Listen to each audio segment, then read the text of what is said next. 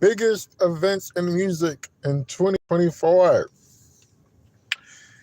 Cowboy Carter, you better strike up a match and get on tour, because that's all you got left, sweetie. It was supposed to be one of the biggest events in music in 2024, if not the biggest in music in the last many years. In the last many years. If not in country music history or music history, period. The biggest superstar in the world released a supposed country record, a 27-song treatise that was sure to get stuck on top of every major chart, but it didn't. 2 months after the release of Cowboy Carter, strike up a match, let's light up this juke joint. Something remarkable is happening for That's not nice to say, but it wasn't what we expected. Though it would be categorically false and unfair to categorize the release as a failure, it most certainly is not a success Beyonce or her surrogates must have expected or hoped for. In fact, Cowboy Carter, start up a match and light up this juke joint, has curiously gone almost forgotten as it continues to fall into the charts behind albums released months and even years ago. That's not nice. While it has completely disappeared on country radio, Texas Hold'em was number one almost immediately. It also became the first song by a black woman to top the Hot 100, Billboard Hot Country Songs chart in history. Blah, blah, blah, blah. It debuted at number one and has sold over 100,000 total unit sales. Texas Hold'em even did well on the country radio. Initially, there was a fake controversy about how country radio was not playing. Oh, that's not nice. How it was not playing the song. Facilitated by the fact that Beyonce's label didn't service the song to country radio at the start. Wow.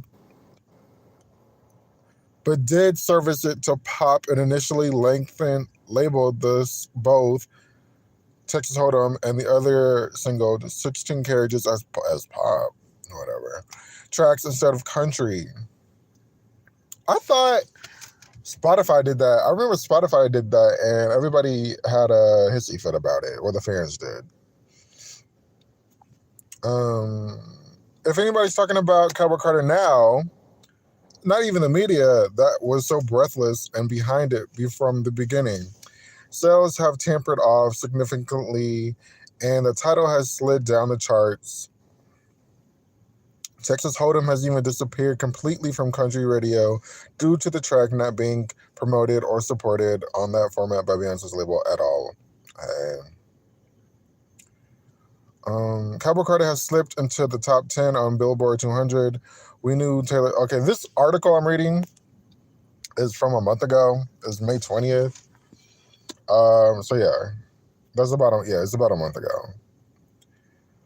Taylor Swift's album is in the whatever.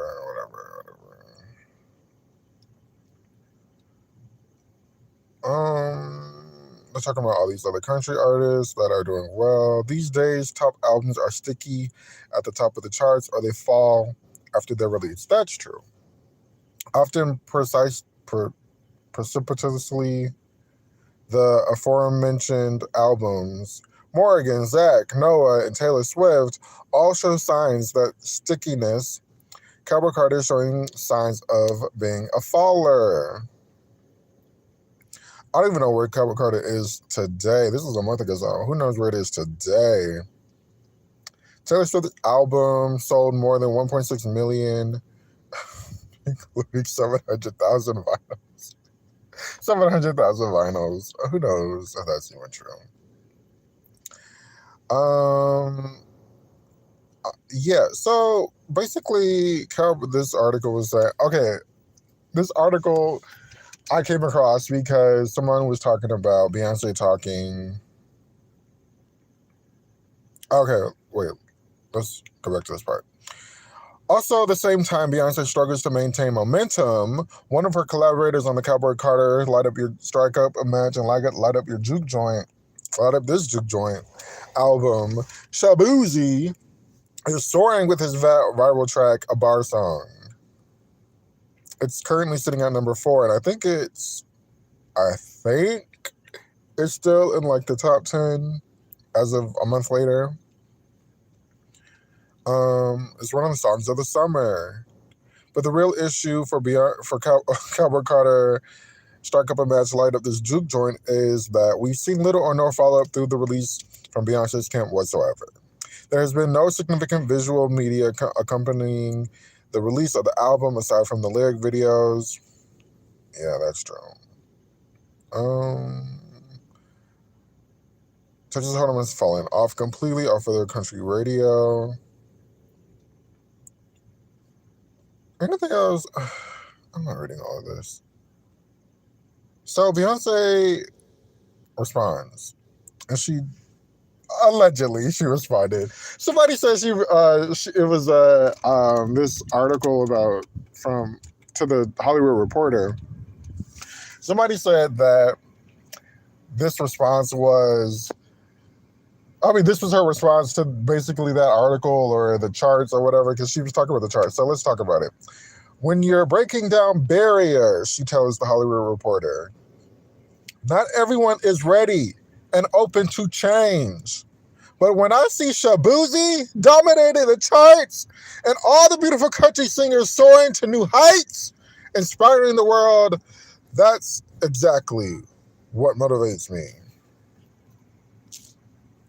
Is that the first part? Okay.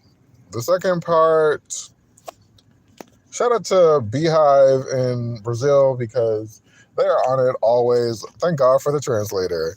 There was a time in my life where when charts and sales excited and motivated me. Once you challenge yourself and put every ounce of your life, your pain, your growth, and your dreams into your art, it's impossible to go back. Go back to what? And then the third part, wait, is it the third or fourth?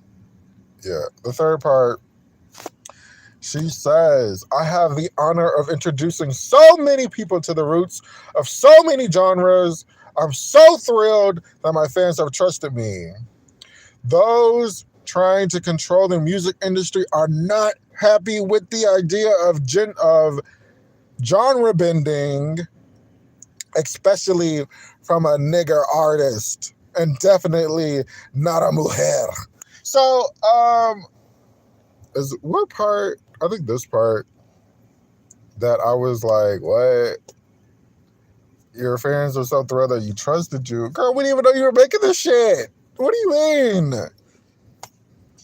Also, Cowboy Carter, Strike Up a Match, Light Up This Juke Joint, is like, it kind of has fallen off. And I don't really hear anybody like talking about it. Honestly, it's so weird. And it started off with, okay, her not caring about the charts or whatever. She's been saying that for like years at this point. She really didn't say anything new. Except for like the music industry, the people that control it don't like the genre bending, especially from a black artist and definitely not a woman. And it's like, who are you making mad, first of all? And it's just like, who are these people that, like, I don't understand. I guess you do need backing. Whether you're Beyonce, Tinashe, Beyonce, like, it doesn't matter, I guess. You need backing by a label, because why would it matter? Why would it matter that she made this country album? Like, it's so baffling. not even her. Like there are other black artists in the country music industry, which is so crazy. Darius Rucker's been country for fucking years, and he has his peaks and his valleys, definitely. But I feel like they still accept that little Darius. Anyways, um, yeah, she doesn't say anything. She always talks about, and you know what? It's funny that somebody brought up a clip of her on the Life is But no, the Year of Four documentary that she made, which is a really good documentary. It's funny somebody brought up a clip about her talking about how, you know, she doesn't care about the charts and stuff, and she had been saying that even before Four, but Four is the marking of her flopping for like 10 years. No. Yes. 2000. I don't know when. After, well, I mean, not having a number one for about 10 years, or even like a top 10 song for probably about 10 years after Drunk, because Drunk in Love was number two. Everything else didn't really chart high. Formation, oh, okay, number 10. Top 5 song. Formation was like number 10. Sorry was in the, I think, 10 or top 15 or whatever. So she was flopping chart-wise for a very long time. And it's like, okay, great. We're glad that you're not doing this for the charts. I don't think anybody cares. Like, a regular fan isn't like paying attention unless somebody like brings it up. Like, I'm not paying attention to her. Well, I am now. Not now, but I've been paying attention. Like, okay, what's that song called with Miley? Y'all help me out. Do I have my comments off? My bad. What's that song called? I want to say Two Becomes One, but that is not the name of the song. The Too Much Wanted. That's allegedly, I'm saying allegedly because there's no promotion to it. That's allegedly the next single. And it's like, where's, okay, we're not getting a video at this point. I don't believe there's any videos made for this album at all. There's no way there's like, maybe one video is made. That's all I'll give it. But there's no way there's like a visual album. There's not enough time in the world. There's not enough secrecy in this world for her to have made this album, this visual album by now. There's no like promotion, even though nowadays people don't promote songs. They don't sing songs live anymore. They don't go on the morning talk show. They don't go on the morning talk shows. They don't go on the news shows, GMA in the morning, GMA in the park, GMA in the summer, GMA in the winter. They don't go on Wendy. They don't go on Cherry. They don't go on they might go on Kelly. Okay, they might go on Kelly. But nobody's going anywhere. Nobody's singing anymore.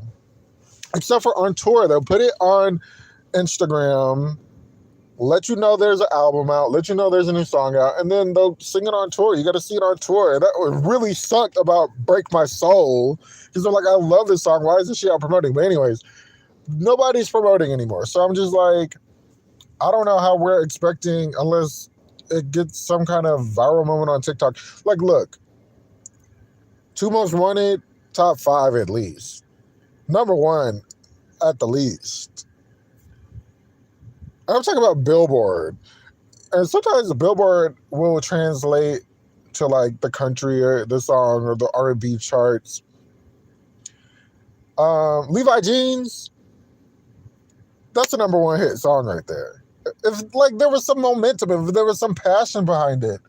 Yaya is an incredible song. You know, what's the other song? Two Hands to Heaven. That could have been number 1 on the R&B charts by now, because that song really is not really that country, but whatever. Tyrant, come on. Top 5 on the R&B. Top 5 somewhere. Bubbling Under, top 5. I'm just like, why is there so much No, it's like nothing. I guess is it like pandering? Do you feel like you're pandering? Also, you know what? With Texas Hold'em, this might be my last little comment. With Texas Hold'em,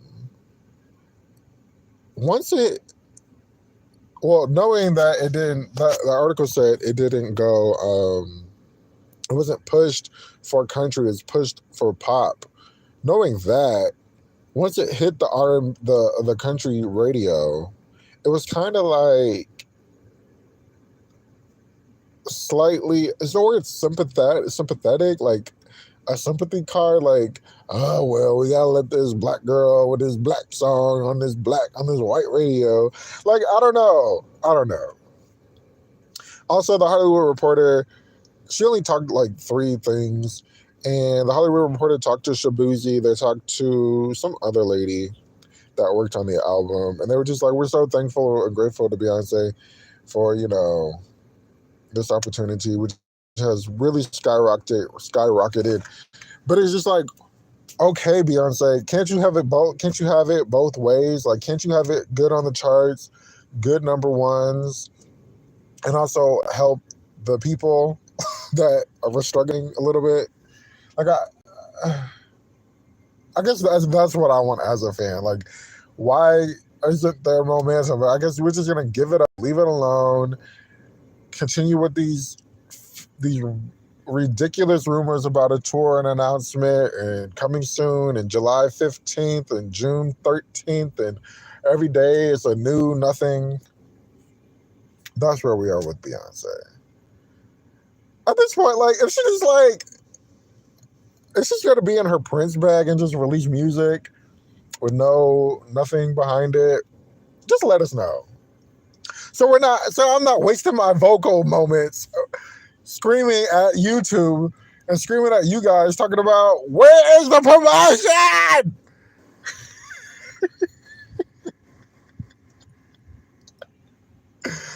Leave a comment below um, about Homegirl and her denim. Leave a comment below and let me know what you guys think. This is the Dale Show podcast. My Instagram is my love money tonight. See, like, this content isn't even giving me views. So, it's not getting her chart positions, and it's not getting me views. I gotta go.